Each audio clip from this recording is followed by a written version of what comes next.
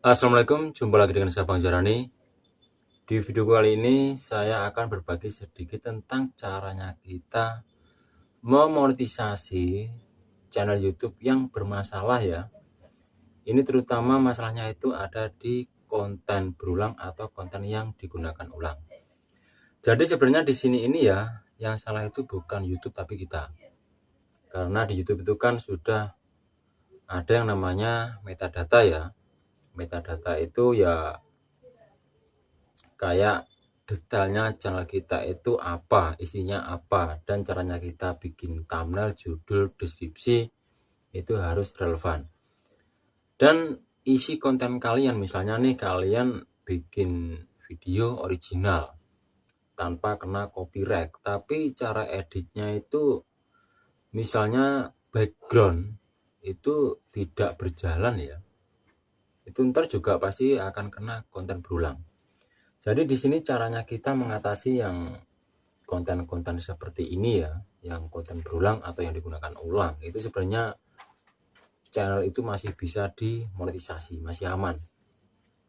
Kayak channel ini ya, karena ini malam tadi itu mungkin malam hobinya saya ya, karena ini tadi pas barengan ada 11 channel yang barengan dimonetisasi. Di sini kita bahas untuk di channel ini ya. Padahal channel ini kan subscribernya itu udah lumayan banyak. Dan di sini untuk jam tayang itu disuntik susah ya. Itu banyak spam, banyak drop. Dan akhirnya sekarang sudah memenuhi lagi. Untuk jam tayangnya itu suntik sendiri ya. Jadi untuk memenuhi persyaratan. Di sini caranya kita mengatasi konten-konten seperti itu. Misalnya nih kalian kena seperti ini ya, gagal monetisasi ini yang perlu kalian amati itu di video kalian, di konten kalian. Jadi kalian itu harus cek-cek ya, mulai thumbnail, judul, deskripsi, dan kalian bikin judul itu jangan sama. Ini dulu kan ada juga yang rel upload. Nah di sini video-video yang lama tersebut, yang saya tanya itu video yang rel upload yang mana, yang saya cek yang konten-konten yang tidak memenuhi syarat itu saya hapus semua. Jadi channel ini itu videonya itu saya hapus yang konten berulang atau konten yang digunakan ulang. Di sini konten ini tak suruh bikin yang baru, konten vlog keseharian. Ini diganti konten mancing. Jadi di sini kalau kita aturannya itu benar, metadatanya benar, itu nggak ada kata channel itu yang gagal. Channel itu masih bisa dimonetisasi ya. Dan di sini caranya kita mengajukan ulang. Ntar kalau kita sudah memenuhi persyaratan lagi ya. Kayak di sini kan sudah jam tayangnya udah lebih. Di sini kita klik daftar kembali. Tapi yang perlu kalian ingat, sebelum kita daftar kembali ini, untuk konten-konten kalian, jangan lupa ya, di sini itu original. Jadi kalian bisa ganti konten keseharian, caranya bikin thumbnail, judul, deskripsi gimana, itu ntar pasti aman. Kalau di sini sudah aman, kalian bisa daftarkan kembali ya, klik di sini.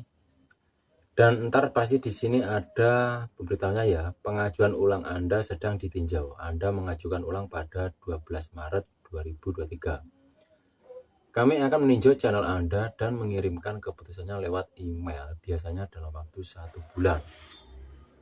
Sebenarnya di sini ini keterangan 1 bulan ini nggak sampai ya, nggak sampai 1 bulan itu sudah diterima. Kayak malam ini tadi 11 channel itu bersamaan, cuman selisih menit sama jam. Dan barusan tadi itu ada pesan email yang masuk ya.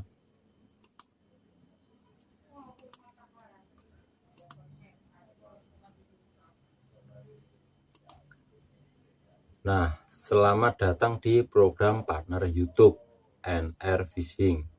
Jadi di sini channel yang dulunya kena konten yang digunakan ulang, itu saya hapus.